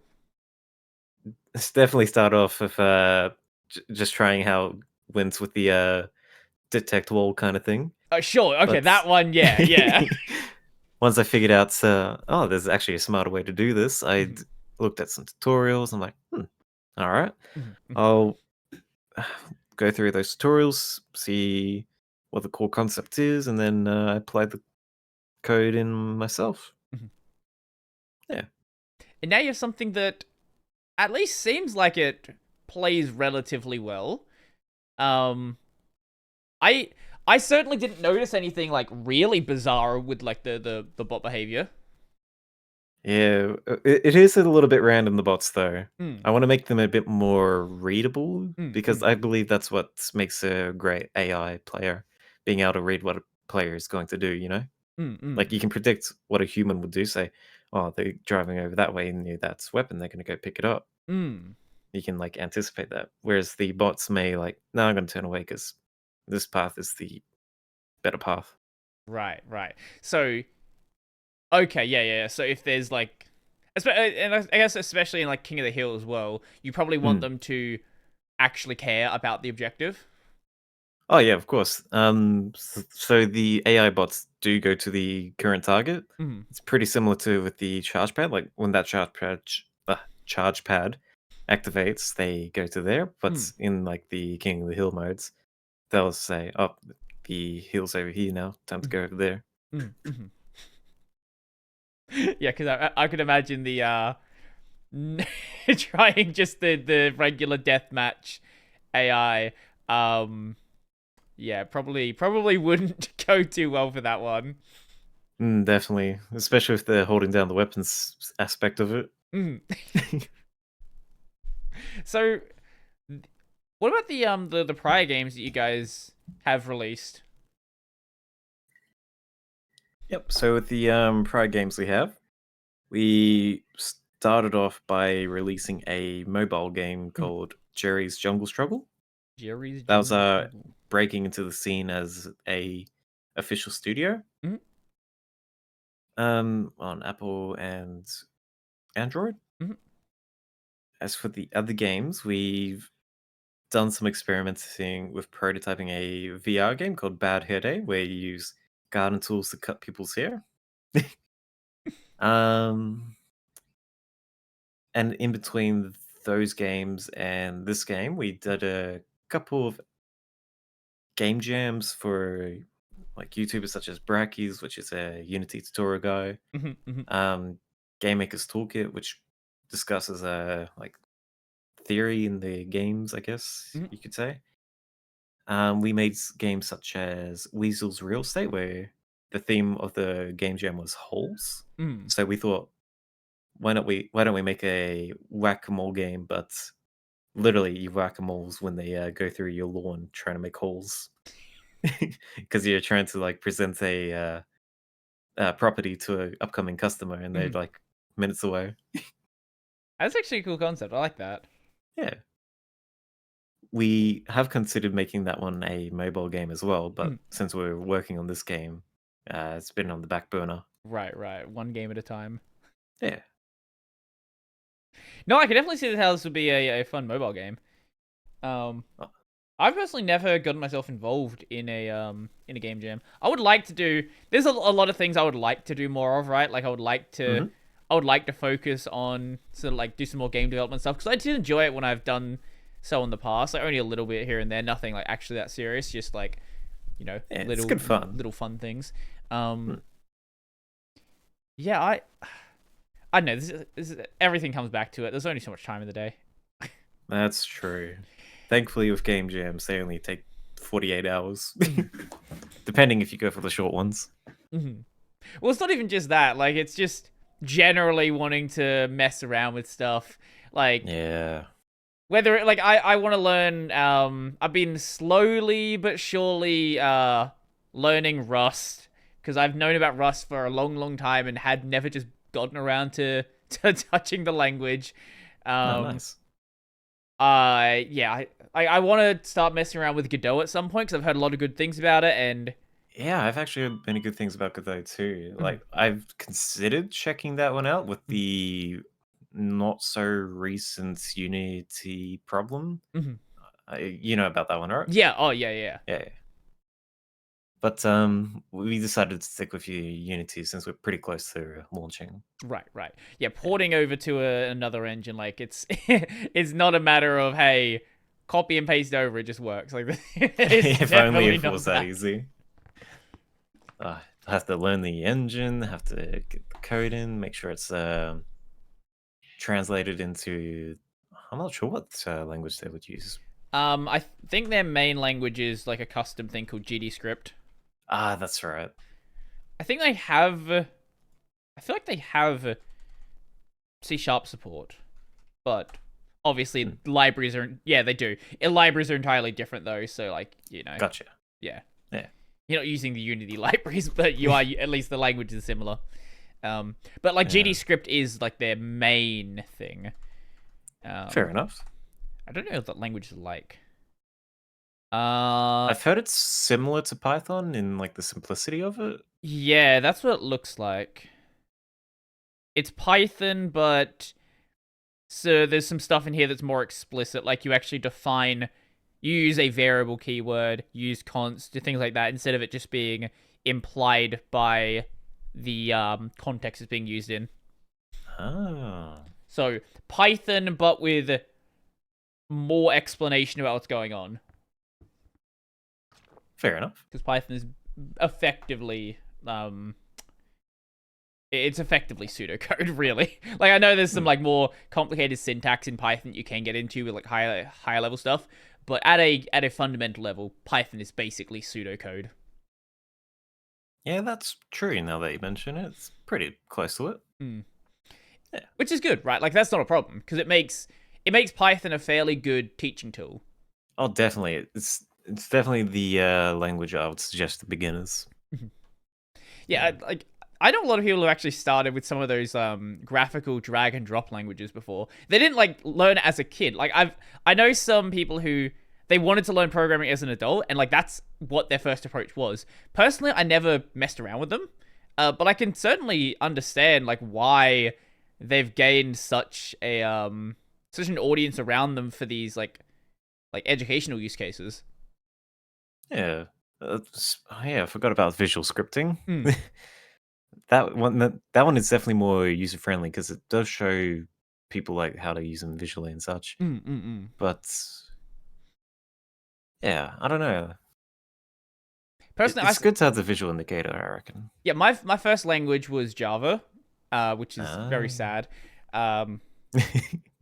Actually, it was with my first time program was actually Java in with a game library called Greenfoot, which is this like educational focused game library.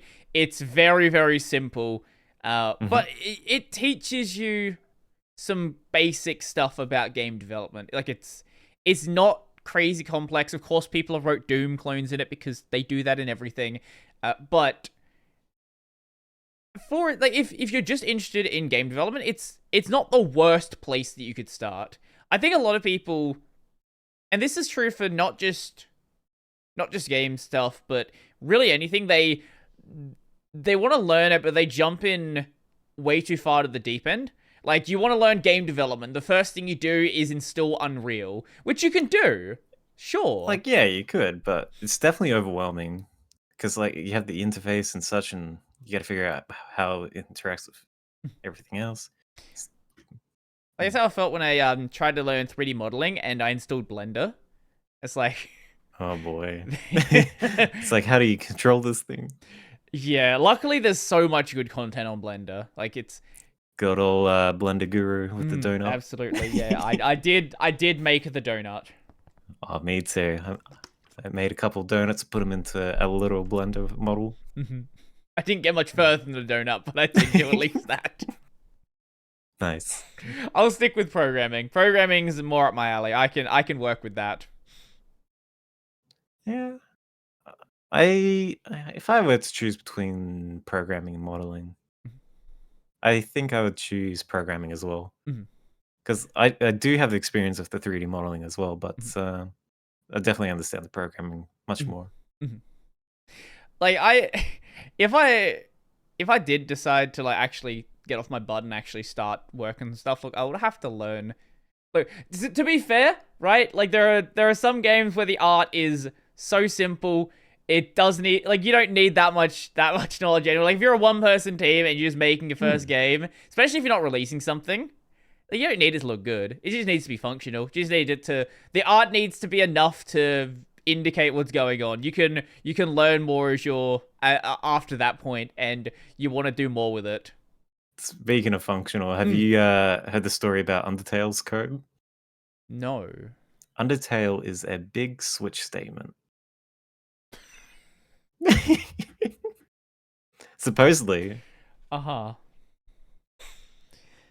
Let me have a proper look into it. Undertale switch. Yeah, since like the developer, of course it shows Nintendo Switch. Switch statement. Yeah, apparently Undertale has a 1,000 plus long case switch statement. Okay, no. If we're gonna talk about people who have done things in a really dumb way, I can see where this one's going. Are you aware of Yandere Dev? I sure do. He's part of my inspiration in coding better. Yeah, God, I wish there was an easier way to do this. Private bool is even.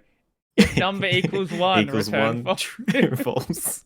Else if number equals 2, return true. Oh. But I think that's funny though. Like, there's two sides of the coins. One, you can code very badly, and it ends up being one of the top selling games on Steam. But two, if you code very badly, well, we just know what happens there. For anyone who's not a programmer or doesn't have a math background, there is a thing called a modulo, which will you can say if this number is divisible by this number. In this case, you want to know if it's even or not. Divisible by 2. If it's divisible by 2, it is even. If it is not, it is odd. That is it's actually a one-line statement. But here's the thing, right? Like, yes, we can laugh about dumb things like this, but I guarantee that you've written code. Maybe not this. Oh yeah, definitely. Like that really one AI bot that avoids walls with an if-else statement. Do you have some of I sadly have deleted a lot of my old stuff, but do you have some of your early projects still around? Oh, I feel like I would back like when I was first learning Unity Mhm. with like JavaScript and such. I think I've got those backed up on a hard drive somewhere. Well, even going older than that, like your Mm. when you're doing like Flash stuff, True. like With the I'm Flash stuff, since I was like new to that, I think I was more like a script kiddie, so I was just like copy and pasting Oh, such. right. So it'll look a little bit cleaner than your knowledge would otherwise indicate. Yeah. Yeah, like one of my first assignments in uni, I think it was like a rock paper. No, there was a blackjack assignment we had. Yeah, blackjack. There was like a smaller class thing for like rock paper scissors, but blackjack was one of the assignments, and I Oh. guarantee whatever I did in that code, it worked. I got a good grade in the class, but it was hmm not good code. I guarantee it. You didn't do what Yandere did and code out each possible game possibility, did you? No, I know what math was. I didn't That's do good. that, That's good. but I remember, like, when I learned how to program in Java, I've told this story before, but my teacher, he didn't know Java. He wanted to do a programming class, and hmm he was reading the textbook a week ahead of the students. So Oh. yeah, it was a situation, and like I was confused about how to index an array. I was like, wait, how do you get the thing if you don't have a variable for it? Like it's an index, you just Uh, or like when I first came across like enums, I was like, this does mhm. how does this work? And like it's just like especially Java. It enums are literally just I think actually just a list. Like they're just a Yeah, list that of checks numbers in out. Java, a list of const numbers. But like I was so confused about this and like how this worked, and obviously looking back on it, I'm like, yeah, this is a really simple concept, but Yeah. those But like basic to a things. beginner that's like learning it. Exactly, yeah. Like, yeah, it might seem complicated later on, and you might laugh about these stories down the line, but Mm. especially now because there is so much resources out there, you can pick stuff up pretty quickly. I think what's important though is don't just watch videos. I think there's a problem that I definitely had when I was learning stuff. Definitely. Watching videos and not doing anything with the information.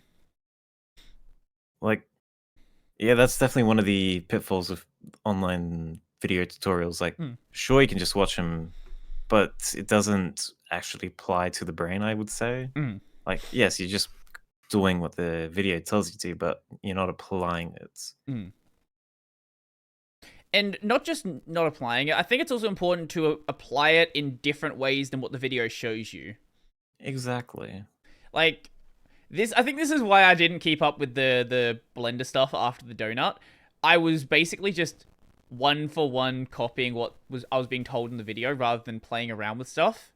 So Same here, actually, now that you mentioned it. Like, once I did the video, I made the blend, I'm like, all right. I made that. mhm. And then I never opened up Blender again. And I've already forgotten all the controls. Yep, yep. I can probably pan around the scene, and that's about as far as I'll get. I might be able to delete the cube. What is it, right click? I, maybe that sounds right. That's what opens a context menu and everything else. Probably that's what is gonna do it. I remember the controls in Blender just being weird though. Yeah, it's so different from like all the other applications. Like in Unity, like you use your right click to move the camera around and Mm, such. Then you'll like use your left click to select and all that. mm, But for some reason, I think, well, no, maybe left clicks the context menu, right clicks the rotate. I think maybe. that's what it was. All I know is it's weird. Yeah. learn a tool, and then you can learn other tools. Like, it doesn't look. It's all well and good that if you don't know how Blender works and you don't want to know how Blender works, you can make a 2D game. It's fine. That's right. Yeah, you don't have to make something 3D. Or with recent improvements in AI technology, you can do one of those AI generated 3D models. I'm Sure, terrified. it might be rough, but you got a 3D model. I love what's happening with that, because do you remember when the AI stuff was first coming out and people were like, look, it can't draw hands, and now it's like, oh my god, this is really good. And the people are doing the same thing with the model. Like the first one that came out, it was like, it generated this basic looking table. It took 5 minutes, and people were like, yeah, but I could make the table in 5 minutes. Like, do you not remember the hands from last year? It wasn't that long ago. Like, we're gonna be at a point. They'll know soon enough. I don't want it to get good. That's the thing. Like, because this is actually displacing tons and tons of people in this industry. But let's not pretend that the problem doesn't exist. Like, if you pretend it doesn't exist, it's not going to go away. Yeah, that's right. I think, I don't know if you heard, but within like the gaming industry, there's like people like rallying up in the, what do you call it? Unions, like to say no AI generated art. Yeah, there was stuff with that. I know in the cinema industry last year, they had like big strikes. Yeah. Well, that was for the writers, I believe. Oh, yeah, writers. Yes. Yeah. Yeah, I wouldn't be surprised if it happened with others as well. Recently, within the game dev industry, there's been some for like fighting for the rights of like concept art and such. Just general artists, I would say. And I think what people need to realize is even if it's not good, it will get to a point where it's good enough that your boss doesn't want to pay you. Unfortunately. Yeah. But that's part of the capitalism, right? Whatever's cheapest that gets the game out. That's what they got to do. And in Desert Beagle, there is no AI, because if the AI that you did have, it would just cause them to spin in a circle. Maybe I am an AI. Maybe. Do you spin in a circle? Imagine that. Thinking that you're a game developer because you are an AI programmed to think you are. Dang. I don't know how we got Black to this. Mirror. I actually haven't ever seen Black Mirror. I don't know how that's ever happened. I need to do that. You should watch Black Mirror. It's very makes you question things. So it's like, oh. To be fair, I still haven't finished Mr. Robot either. I have like entire season left. Mr. Robot's so good. Yeah, I know. I think I ended up dropping it though, because like after the first few episodes of a season, it's like, okay, the gimmick's kind of worn off a bit. Right. It's pretty good, but I don't want to watch it anymore. Well, the initial opening and such, for the first couple of episodes, like it's very enticing, but towards the end, it just drops off. That's fair. Personally, that's what I think, but I think we've pretty much covered everything I wanted to talk about. We're coming up on the 2-hour mark as well. Alright. So, let people know where they can find the game and anything else you want to direct people to. Righto. So, people can get the current and free-to-play demo of Crush Zone Demolition Derby on Steam. You can search for it by that title, or you can search for Desert Beagle, which will show desertbeagle.com.au, and that will have the links to the games there and every other game we've made. And yeah, that's the two main links I want to share. Are you guys going to be at any... Well, there's the Melbourne thing. The International yes. Games Week So thing. the Melbourne's Game Week, that's happening around the time of PAX. Let me check the schedule for us. Are you guys going to be at any cons later in this year? Yep, so we are aiming to go for PAX and South by Southwest, but that's up to speculation for the current moment. Still waiting on acceptance and such. But those are the probable two next ones. Okay. Righto. The Melbourne thing, I think, was the start of October, something like that. Like October Was I had Yeah, so have it open. Melbourne's game week happens, or let's I check. had the thing open before. I closed it. Yeah. 5th to the 13th of October. There we go. There Awesome. we are. Nothing else you want to direct people to? Nah, just those two ones. All our main links are on the website, Mhm. desertbeagle.com.au. So if you want to find our Facebook, Instagram, Discord, TikTok, we got literally every social media platform on that website. Do they all get used? Rarely. Our main ones is definitely Instagram and Facebook. Okay. But we Okay. also use stuff such as X, or as people know, Twitter. Mhm. Yeah. Okay. If there's nothing else you want to Alright. mention, I'll do my sign off and then we'll end it. Too easy. Thank you for having me. Absolute pleasure. Okay, so my main channel is Brody Robertson. I do Linux videos there 6-ish days a week. Check it out, see what's over there. The gaming channel is Brody on Games. I'm probably done by Devil May Cry 4 by the time this comes out, because I've got a lot of episodes backlogged post Avcon. So see what's over there. I don't know. If you're listening to the audio version of this, you can find the video version on YouTube at Tech Over Tea. If you want to see the audio version, or hear the audio version, there is an RSS feed. It is on all of your favorite podcast platforms. So check it out and give it a listen. I'll give you the final word. What do you want to say? I just remembered. Mm. Our social handle is D Beagle Games. Is that on everything? Cool. And yeah, thank you for having me. That's everything I would like to say. Awesome. Goodbye.